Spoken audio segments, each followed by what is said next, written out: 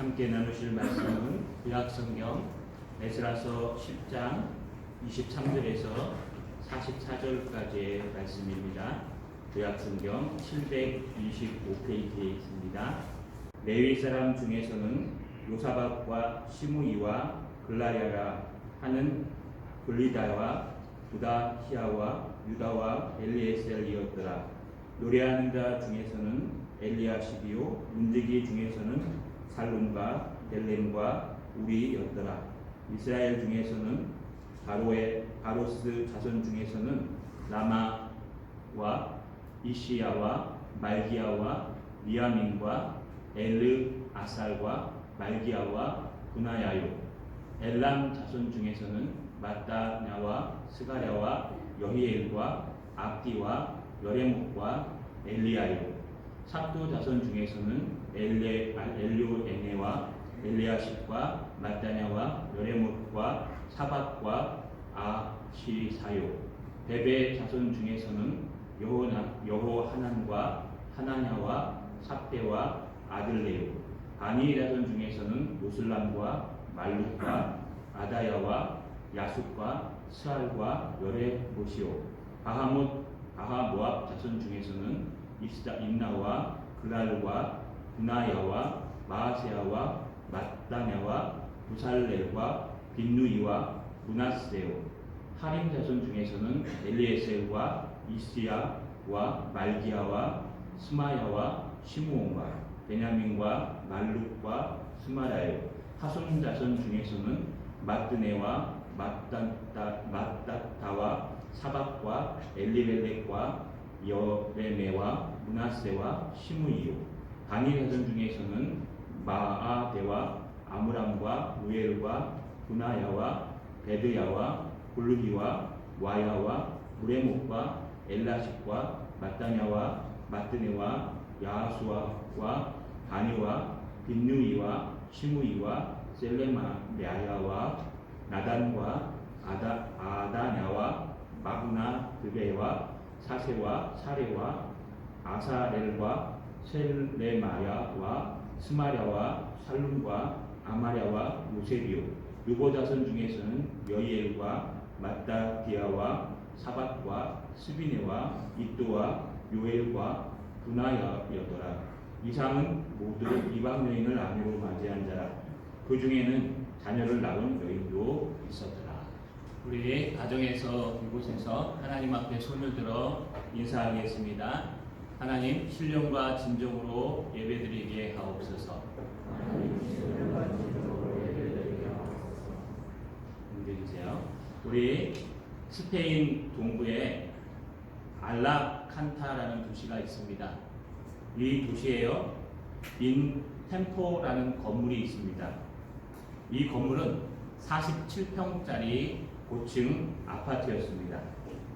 이 아파트에 이제 건물을 짓기 시작했는데, 이 아파트를 중간에 짓다가 여러 가지 이유로 20층 건물을 짓기로 했던 아파트를 47평으로 증축하기로 하였습니다. 그럼 마땅히 거기 들어가야 될 모든 것이 다시 설계돼야 됩니다.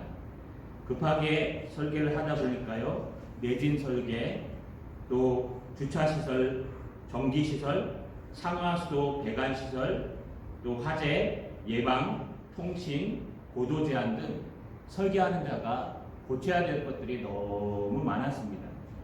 그래서 이것저것 열심히 부지런히 잠을 자지 않고 설계해서 결국 47평 아파트를, 원래 20평 짓기로 한 아파트를 47평으로 증축하게 되었습니다. 건물을 거의 지어가고 있을 때 여러분, 하나 치명적인 실수를 한 걸 발견했습니다.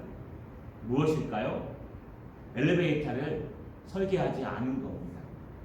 20층까지는 엘리베이터를 설계했는데 21층부터 47층까지는 엘리베이터를 만들지 못했습니다. 이미 설계도는 올라갔고 수정할 수 없어서요, 건물도 다 올라간 상태라 부랴부랴 설계를 다시 더 증축해서요, 외곽에 엘리베이터를 설치한 그런 고층 빌딩이 되었습니다. 지금도 스페인 남동부에 있는데요. 이 건물은 아주 설계를 잘못한 대표적인 건물로 혹평받고 있다고 합니다. 여러분, 우리나라에 말해도요, 첫 단추를 잘못 보이면 끝 단추를 다시 다 풀어야 된다고 말합니다. 근데 우리 옛날 철학자의 말에도 이런 말이 있습니다. 괴테한 사람이요, 첫 단추를 잘못 끼우면 마지막 단추는 끼울 구멍이 없어진다. 이렇게 인생의 모든 일들은요, 첫 단추를 잘못 끼우면 결국 다 풀든지 아니면 마지막 단추가 구멍을 찾지 못하는 일이 생깁니다. 하지만 하나님을 향한 신앙은 그렇지 않습니다. 주님을 향한 신앙은요, 언제든지 우리만 변화한다면 하나님은 원상복귀 시켜줄 수 있으십니다. 건물이야 20층 이상 새로 지을 수 없지만 우리의 신앙은요, 언제든지 주님 앞에 우리의 잘못됨을 회개하고 돌이키고 개혁하고 닦은다면요, 그가 어떻게 됐든, 아니 죽기 직전이라도 주님은 원상복귀를 시켜주시며 모든 것을 회복해 주시고 또 바꾸어 주신다는 겁니다. 이것을 우리말로 개혁이라고 얘기하고 또는 부흥이라고 설명합니다. 자, 여러분, 우리 신앙의 건물을 짓고 있습니다. 우리 모두는 신앙의 건물을 짓는 자들인데 우리의 신앙의 건물이 제대로 지어지고 있는지 다시 한번 점검하시고 다시 한번 돌이키시는 시간 되시기를 주님의 이름으로 간절히 소망합니다. 여러분, 우리가 살면서 우리는 계속해서 에스라서를 나누었습니다. 에스라서 전반부에는요, 스룹바벨과 대제사장 예수아를 통해서 이제 제1차 포로기한을 약 5만 명 정도가 하였습니다. 그들의 목적은요, 성전을 재건하고 또 그들의 목적은 예배를 회복하는 것이었습니다.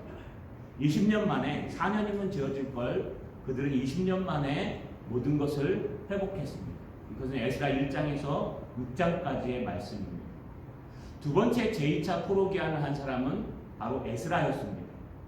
대제사장 겸 학자 에스라가요, 이제 하나님의 말씀대로 살기로 다짐하고 하나님의 말씀을 준행하기로 다짐하고 가르치기로 다짐한 후에 5,000명을 데리고 이제 3개월 만에 가야 될 길을 4개월 만에 가서 예루살렘에 도착해서 제 두 번째 개혁을 일으켰습니다. 그것은 무엇인고 하니 이제 앞에 갔던 제1차 포로기한의 성도들이 그 후손들이 70년과 80년이 지나면서 모두가 다 변화되고 타락해가고 있었기 때문에 에스라를 하나님은 보내신 겁니다. 에스라가 가자 하나님의 선한 손이 에스라 위에 있음에 에스라가 하는 일에 모든 것이 형통하였다고 주님은 말씀하고 있습니다. 그렇게 개혁한 것이 무엇일까요? 겉으로 보기에는 세상 사람들과 섞여 살고 있는 이스라엘 백성들, 겉으로 보기에는 하나님 앞에 예배드리고 하나님 앞에 신앙이 있다고 말하지만 세상 역경 속에서 항복하고 굴복한 이스라엘 백성들은 에스라는요, 그 토몬이라는 이방 여인과 결혼한 것이라는 것을 여러분 근거 삼아 그들을 말씀으로 개혁하는 일을 시작했습니다. 여러분, 왜 그들이 통혼할 수밖에 없고 섞여 살 수밖에 없었을까요? 당시의 역사를 보시면요, 이제 느헤미야서에 가서야 성벽이 재건되기 때문에 우리 다시 한번 상기해 보시면 지금 이스라엘 백성들은 70년이 지나면서 믿음보다는 현실이 더 두려웠습니다. 믿음으로 하나님의 은혜로 성전을 회복하고 하나님의 말씀을 붙들고 살 때에는요, 현실이 보이지 않기 때문에 구멍나고 한쪽 벽은 다 무너져 있는 예루살렘 성벽, 아직 재건되지 않은 구멍이 뻥뻥 나 있고 무너져 있는 예루살렘 성벽이 두려웠습니다. 어떻게 하지? 적들이 쳐들어오면 우리는 꼼짝없이 막아줄 방패가 없어서 죽을 텐데 어떻게 하지?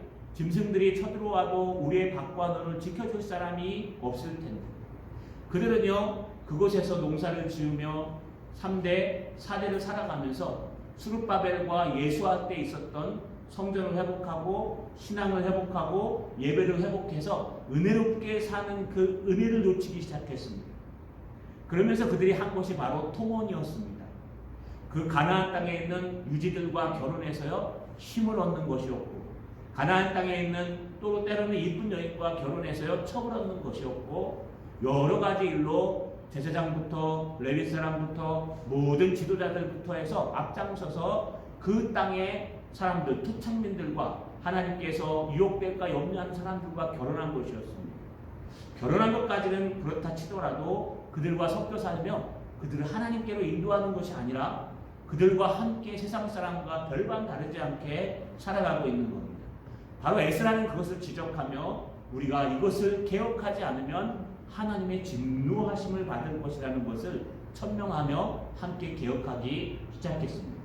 사람을 모아 3개월 만에 모든 걸 조사하고 그들을 개혁한 명단을 이제 에스라서 마지막에 기록하고 있습니다. 그것이 오늘 저와 여러분을 나눌 에스라의 마지막 말씀입니다.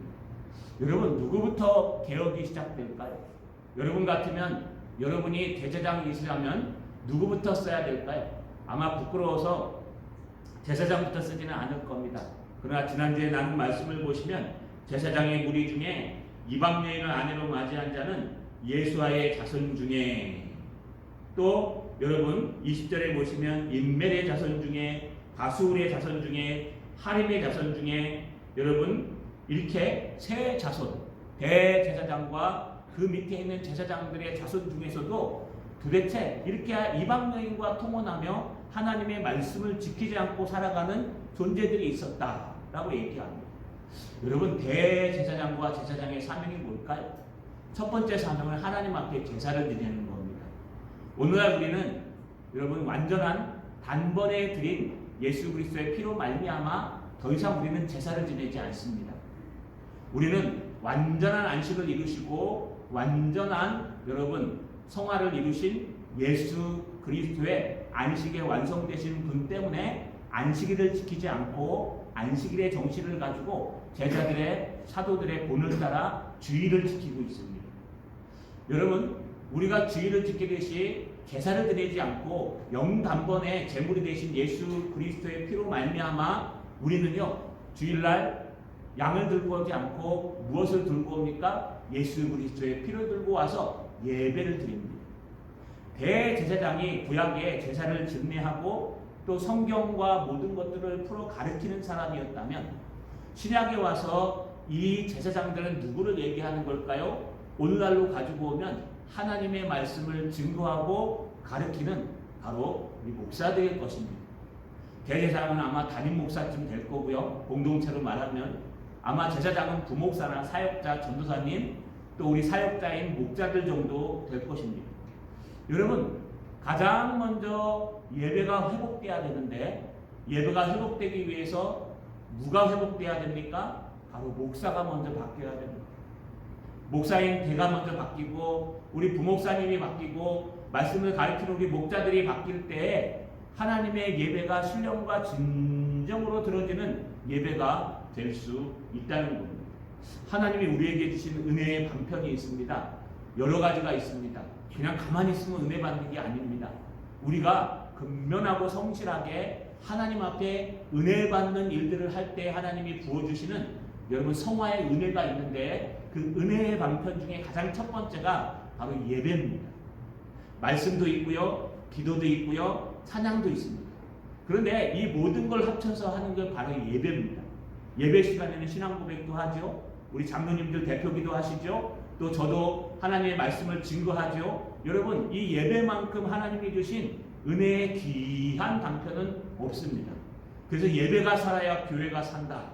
시골교회, 쓰러져가는 교회들을 리모델링하는 그런 단체가 있는데요. 거기서 가리키는 것은 바로 예배개혁입니다. 예배드리는 자가 신령과 진정으로 예배할 때 이 예배를 받으시는 하나님께서 역사하시는 겁니다. 그런데 예배의 가장 중요한 사람은 누굽니까? 하나님이 세우신 바로 대제사장, 제사장격인 우리 목사들입니다. 사역자들이 하나님의 말씀 앞에 서지 않고 회개하지 않으면 우리 공동체는, 우리 교회들은요 더 이상 힘이 없을 겁니다. 사역자들이 강단에서 하나님의 말씀을 증거하고 여러분 비가 오나 눈이 오나 어떤 상황이 와도 하나님의 말씀을 바르게 증거하면요 가슴에 멍이 들더라도 그것은 큰 하나님의 역사가 일어날 것입니다. 그러나 이스라엘 백성들은 바로 예배 인도자들이 타락했습니다. 두 번째 타락한 사람들이 누굴까요? 오늘 본문에 등장하는 레위 사람들이었습니다. 여러분, 오늘 본문에 등장하는 레위 사람들은 이미 에스라서 2장 40절에서 42절에 이렇게 왔던 사람들을 기록합니다. 레위의 사람은 호다위아와 자손 중 곧 예수아와 감미엘 자손이 74명이요 노래하는 자들은 아삽 자손이 128명이요 문지기 자손들은 살룸과 아델과 달문과 악굽과 하디다와 소베 자손이 모두 139명이었더라. 여러분, 레위 사람은요 보통 세 부류로 나눕니다. 레위 사람들은 어떤 사람이냐? 대제사장과 제사장이 제사를 지낼 수 있도록 여러분 성전을 관리하고 성전에 많은 일들을 하는 겁니다. 레위 사람들을 세 부류로 나누자면은 첫 번째는요 성전에 굳은 일들을 하는 레위 사람들이 있습니다. 그것이 바로 오늘 23절에 등장하는 일반적인 레위 사람들입니다. 레위 사람 중에서는 요사박과 시므이와 글라야와라 하는 글리다와 부다히야와 유다와 엘리에셀이었더라. 다른 말로 하면요 오늘 모든 예배를 돕는 모든 분들을 말합니다. 예를 들어서요 헌금을 이리로 갖다 주시는 통계하시는 우리 안수 집사님, 또 예를 들어서요 이곳에서 하나님의 모든 것을 하는 돕는 꽃꽂이와 청소와 모든 것을 하는 레위 사람들, 우리 모두 대부분 다 레위인들입니다. 하나님의 교회에 예배를 준비하고 봉사하시는 분들을 말합니다. 그런데 레위 사람들은 세 부류로 나눠서 이런 레위인의 부류가 있고, 두 번째는요 여러분 노래하는 자들도 레위 사람들입니다. 오늘 24절에 보면 노래하는 자 중에서는 엘리야십이요라고 되어 있습니다. 노래하는 자는 누구를 얘기하는 걸까요? 여러분 오늘 할렐루야 찬양대를 얘기하는 겁니다. 할렐루야 찬양대, 또 우리 오후에 있을 다리 놓는 찬양단, 이 모두 레위 사람에 속합니다. 예배를 돕는 자, 예배를 인도하는 자. 그래서요 노래하는 자들이 등장하는 걸 볼 수 있습니다. 감사한 것은요 원래 노래하는 자들이 가장 행복한 사람이라고 교회 안에서 정평이 나 있습니다. 어느 교회나. 그래서 그런지 몰라도 한 명밖에 없었다는 것이 얼마나 감사한지 모릅니다. 또 문지기 중에서는 세 번째 레위인은요 문지기입니다. 24절에 보니까 문지기 중에서는 살룸과 델렘과 우리야였더라. 여러분 문지기는 누구를 얘기하는 걸까요? 단순히 문을 지키는 사람이 아닙니다. 안내하는 사람들을 얘기합니다. 오늘날 얘기하면은요 여러분 들어오실 때 열 체크하시고, 또 우리 이쁜 집사님들이 이렇게 손 세정대를 발라주시고, 또 여러분 여기서 명단을 체크하고 4 그러면 36.4도입니다. 7 그러면 36.7도예요. 저도 갑자기 놀랐습니다. 들어오는데 목사님 3 그러니까 제가 무슨 3이야? 그랬더니 36.3도라는 거예요. 그럼 37도 넘으면 뭐라고 부릅니까? 불합격 돌아가 그러십니까? 여러분 이렇게 안내하는 사람들, 이게 바로 문지기들입니다. 그냥 예배를 총체적으로 준비하는, 제사를 총체적으로 준비하는 사람들이 가장 먼저 거룩해야 됩니다. 예배 인도자들이 가장 먼저 거룩하고, 예배 인도자들이 가장 먼저 하나님 앞에 깨끗하게 서 있어야 됩니다. 근데 하나님의 백성들이 타락한 이유는, 예배가 실패할 수밖에 없는 이유는요 바로 이런 사람들이 타락했기 때문에. 목사는 하나님의 말씀을 바르게 전하지 않아요. 강단에서 좋은 말만 하기 위해서 꿀발린 말만 하고 싶어. 여러분 또 찬양 인도하는 분들은요 찬양만 뽐내고 싶지 하나님 앞에 찬양하고 싶은 생각이 별로 없어요. 그리고 안내하는 사람들은요 내 얼굴 날리고 싶지 안내가 중요하지 않아요. 또 청소하시는 분들은요 청소하면서 여러분 이거 하네 저거 하네 막 욕을 하면서 해요. 그러면은 그것은 하나님 앞에 하는 것이 아닙니다. 목사인 저부터 우리가 먼저 개혁돼야 됩니다. 부흥이라는 것은 바로 이 강단에서부터 시작하는 겁니다. 하나님의 말씀을 하나님의 말씀대로 전하는 것. 욕을 먹을지라도 죄라고 얘기하는 것, 죄라고 말할 수 있는 사람이 돼야 된다는 것. 하나님의 말씀을 바르게 증거하는, 읽더라도 하나님의 말씀을 신실하게 증거하는 예배의 말씀의 인도자가 돼야 된다는 것. 또 우리 노래하는 찬양인들은요 여러분 하나님 앞에 찬양해야 된다. 신령과 진정으로 하나님 앞에 찬양하고 예배해야 된다는 것. 또 여러분 안내하시는 분들은요, 한 영혼 한 영혼 받아들이며 하나님 앞에 그들을 맞이하듯이 신령과 진정으로 해야 된다는 것. 우리는 벌써 그렇게 하고 있습니다. 하지만 더 열심히, 또 그 외의 레위 사람들은요, 하나님의 교회를 청소하며 꽃꽂이를 하며 또 하나님의 모든 방역을 하며 모든 걸 예배를 준비할 때에 신령과 진정으로 하나님의 예배당을 닦듯이 해야 된다는 것. 여러분, 이것이 예배자의 개혁입니다. 우리는요, 예배를 개혁해야 합니다. 예배는요, 전쟁터와 같습니다. 우리가 예배를 실패하면은 우리는 어쩌면요, 타락한 인간이 됩니다. 대표적인 사람이 누굴까요? 구약에 나오는 가인과 아벨일 것입니다. 가인과 아벨 별 차이점 없었습니다. 뭐 여러 가지 신학적인 요소가 있겠지만 가인은 히브리 원문으로 얘기하면 그 소산 중에 아무거나 들고 왔고요. 아벨은요, 첫 새끼, 첫 양의 기름을 짜가지고 정성과 처음의 것을 가지고 왔다는 게 문자적인 해석입니다. 구속사적인 해석은 이미 아담과 하와가 가르쳐줘야 될 여러분 양의 피 있는 제사를 드린 것과 그냥 피 없는 제사를 드린 것이고, 역사적인 해석은요, 여러분 문맥적인 해석을 보면 가인은 오기 전에 많은 범죄를 하였고 아벨은 진실함으로 살았다는 것입니다. 그냥 단지 예배의 실패자요, 제사의 실패자요, 성공자일 뿐인데 가인은 예배에만 실패했습니까? 아니요. 예배에 실패한 가인은요, 득에서 동생 아벨을 쳐 죽여서 최초의 살인자가 됩니다. 우리가 예배의 실패자가 되면 인생의 실패자가 됩니다.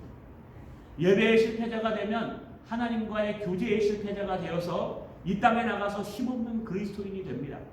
예배의 실패자가 되면 이거를 듣고 있는 이스라엘 백성들처럼 뻥 뚫린 성벽 구멍들이 보일 겁니다. 예배의 실패자가 되면은요, 여러분 앞에 있는 모든 한쪽이 다 오른쪽에 산 사람들을 우리는 누가 지켜주지? 우리 어떻게 살아가지? 이렇게 걱정하고 계실 거예요. 왜요? 하나님을 못 만나기 때문에. 이 예배는요, 하나님을 만나는 시간입니다. 목사님 저부터 이 자리에 앉아 계신 모든 분들이 살아계신 하나님을 만나는 시간입니다. 이 시간에 하나님을 만나지 못하면 현실이 너무나 뚜렷하게 잘 보이실 거예요. 이스라엘 백성들이 그 구멍난 성벽을 보며 답답해한 것처럼 우리도 예배의 실패자가 되고 은혜의 실패자가 되면은요, 여러분 늘 탁감만 바라보고 아이고 하면서 살아갈 수밖에 없는 백성들이 됩니다. 자, 여러분, 특별히 예배 인도하는 저 여러분, 우리가 먼저 변합시다. 목사님, 제가 먼저 말씀을 붙들고 하나님 앞에 씨름할 것입니다. 여러분들도 찬양을 붙들고 씨름하십시오. 여러분들도 교회 성전을 붙들고 씨름하십시오. 교회 오셔서 기도하시고 하나님 앞에 서셔서 예배 인도자들이 먼저 변하는 우리 동산교회 되시길 주님의 이름으로 소망합니다. 여러분, 두 번째 변해야 될 사람들이 있습니다. 그것은 바로 예배자들입니다. 오늘 이렇게 25절에 등장합니다. 이스라엘 중에서는, 지금 앞에서는요, 대제사장 예수와의 또 제사장들의 자손 중, 두 번째는요, 레위 사람들, 특히 레위 일반인과 노래하는 자들과 문지기들 중에서 예배 인도자들, 제사 인도자들에 대한 개혁을 외쳤다면, 이제 두 번째 외치는 것은 예배자들의 모습입니다. 여러분, 이스라엘 중에서는 이 뜻은 앞에 있는 사람들 빼고 나머지 이스라엘 족속들 중에서 통혼하고 범죄하여 개혁이 필요한 자들의 명단이 등장합니다. 여러분, 바로스 자손 중에서 25절에 바로스 자손 중에서는, 26절에 엘람 자손 중에서는, 27절에 삭두 자손 중에서는, 28절에 베베 자손 중에서는, 29절에 다니 자손 중에서는, 30절에 밤모압 자손 중에서는, 31절에 하림 자손 중에서는, 33절에 하숨 자손 중에서는, 또 34절에 바니 자손 중에서는, 43절에 느보 자손 중에서는 하면서요, 명단이 쭉 나열됩니다. 이거 에스라서 2장과 비교하시면요, 거기에 나와 있는 제1차 포로기한 온 모든 자손들과 똑같습니다. 여러분, 무슨 뜻이냐 하면은 제1차 포로기한 때 하나님 앞에 돌아온 목적이 스룹바벨과 예수아가 하나님의 성전을 회복하고 하나님의 예배를 회복하기 위해서 돌아온 것입니다. 그리고 20년 만에 성전을 재건합니다. 그들이 어려움을 당했습니다. 안으로는요, 오래된 사람들이 비난하기 시작했어요. 야, 이게 무슨 성전이야? 옛날엔 안 그랬다. 우리 때는 안 그랬다. 우리 때 솔로몬 성전은 영광스럽고 얼마나 좋은지 몰라. 근데 지금은 이게 뭐냐? 이게 도대체 무슨 성전이냐? 그 성전 봉헌식을 할 때예요. 여러분 시작식을 할 때 옛날 사람들은 너무 울었어요. 왜 울었을까요? 너무 볼품없는 하나님의 성전을 보고. 그러나 여러분 그 시대에 없었던 사람들은 기뻐 외쳤어요. 우리가 아무것도 없는 곳에서 그래도 이만큼 하나님의 성전을 세웠다. 스룹바벨의 입장에서는 어땠을까요? 성전을 세워가는 스룹바벨의 입장에서는 너무 가슴 아팠을 겁니다. 또 하나 바깥에서 르움과 심새가 방해합니다. 여러분 어떻게 해서든지 사마리아 사람들이 방해해서요. 사마리아 사람들이 뇌물을 주고 스룹바벨과 예수아가 하나님의 성전을 세우고 예배를 회복하지 못하도록 여러분 르움과 심새를 역동시키고 사람들을 역동시켜서 여러분 바벨론에다 페르시아에다가 여러분 공문을 넣어서 더 이상 짓지 못하도록 만드는 거예요. 그러니까 이게 불법적인 건물이죠. 그런데다가 하나님께서 그들에게 20년간 16년간이겠죠. 그들이 자기의 일에만 몰두하는 것을 보시고 그들에게 복을 주지 않으셨어요. 그래서 먹을 것도 없습니다. 심지어는요, 여러분 그들의 모든 사람들이 지금 외압과 많은 어려움들이 있습니다. 바로 그 어려울 때에 스룹바벨과 예수아는 학개와 스가랴의 말씀을 붙들었어요. 우리 작년 말씀처럼 만군의 여호와가 이르노라 이는 힘으로도 되지 아니하며 능력으로도 되지 아니하며 오직 나의 영으로 되느니. 너의 힘 안 돼. 너의 능력 갖고도 안 돼. 하나님의 교회를 세우는 건 똑똑하다고 되는 것도 아니고 힘이 있다고 되는 것도 아니고 능력이 있다고 되는 것도 아니고 하나님의 성전을 세우는 것은 너의 어떤 친가력도 아니고 너의 넓은 오지랖도 아니야. 하나님의 성전을 세우고 예배를 회복하는 것은 오직 만군의 여호와의 영, 성령으로 되는 것이다. 할렐루야. 여러분, 여러분의 상처받은 이 마음을 누가 위로해 줄 수 있습니까? 성령께서 하시는 거예요. 인간은 잠시 위로할 수 있지만 치료할 수는 없어요. 성령이 아니고서는 예수를 뒤로 시인할 수 없습니다. 아무리 많은 논리와 아무리 많은 역경과 논쟁을 가지고 떠들고 설득하더라도 성령이 역사하지 아니하시면 한 영혼도 구원할 수 없어요.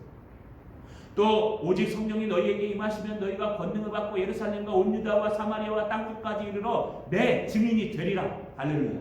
여러분 성령이 내게 임하셔야 내가 증인이 될 수 있고 하나님의 사명을 감당할 수 있어요. 어떻게 하면 성령이 임하실까요? 어떻게 하면 하나님의 성령이 우리에게 임하십니까? 전 새벽에 이렇게 기도합니다.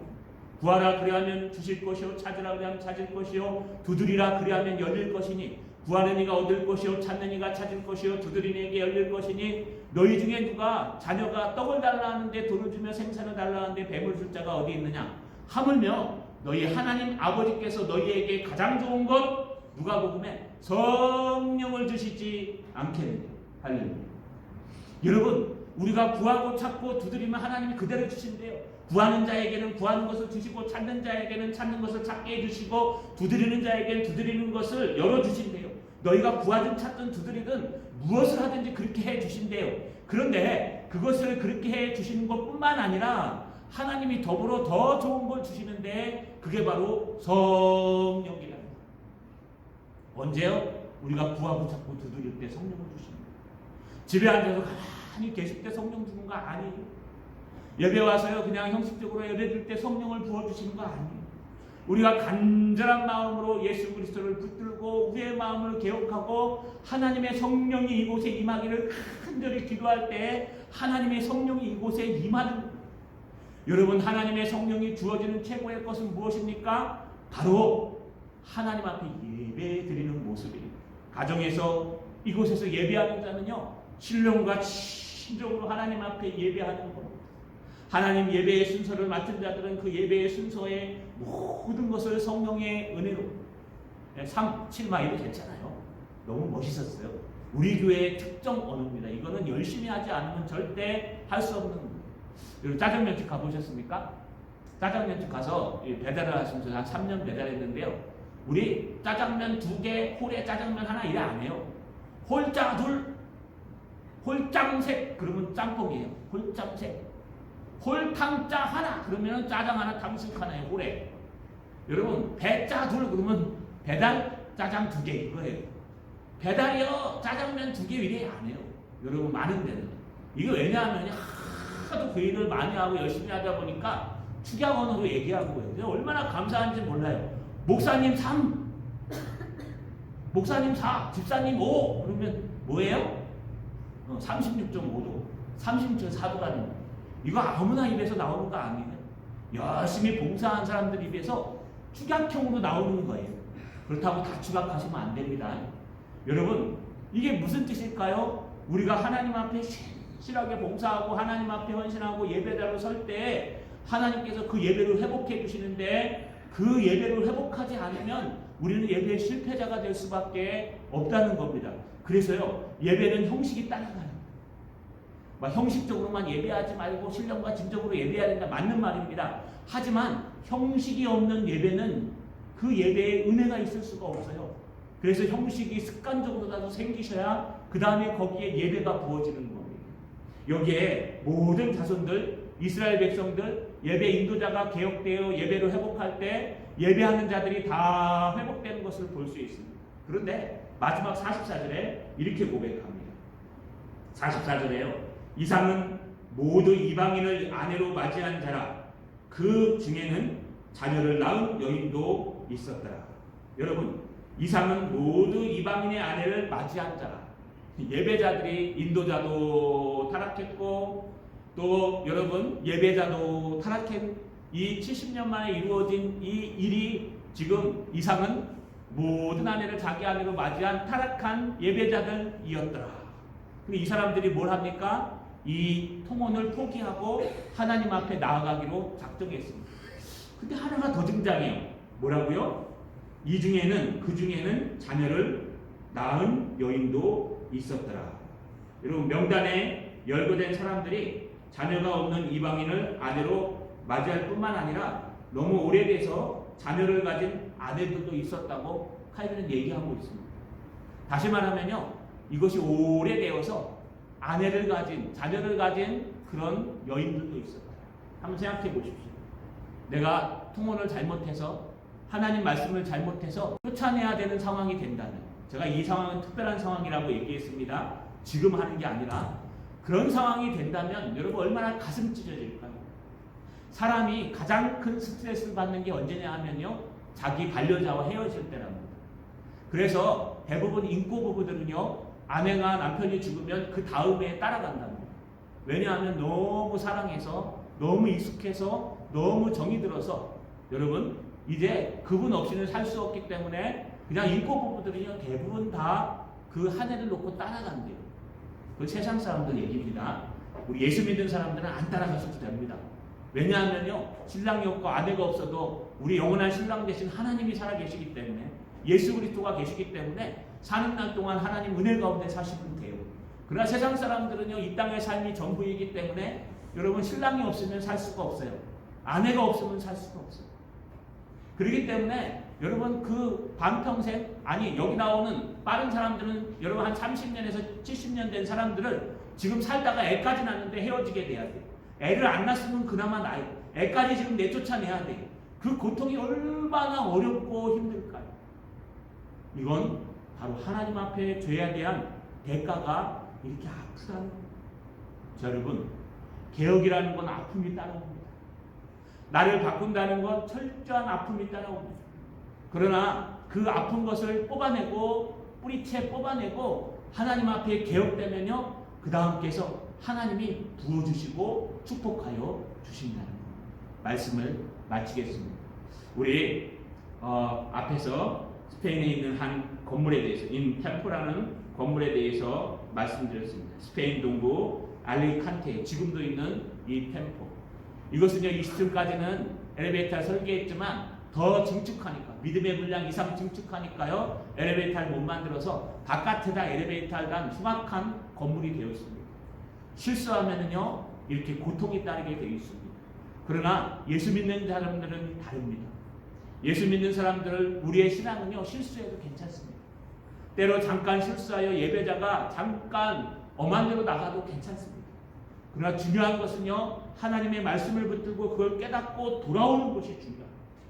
목사인 저부터 예배 인도자인 우리 부목사님과 목자들부터 또 기도 인도자인 우리 장로님과 또 찬양대와 모든 안내원들과 모든 인도자들부터 우리가 하나님 앞에 서서 아픔을 감수하고 여러분 뼈를 깎는 아픔을 가지고 참된 예배를 드릴 때, 또 예배자로 오신 여러분들도 코로나19를 이겨내고 믿음으로 마스크를 쓰고 예배로 온 여러분들도 우리의 예배의 자세와 마음을 바꿀 때 하나님의 진정한 은혜가 회복되고 흉악스러운 물품이 되는 게 아니라 더욱 아름다운 건물이 될 것입니다.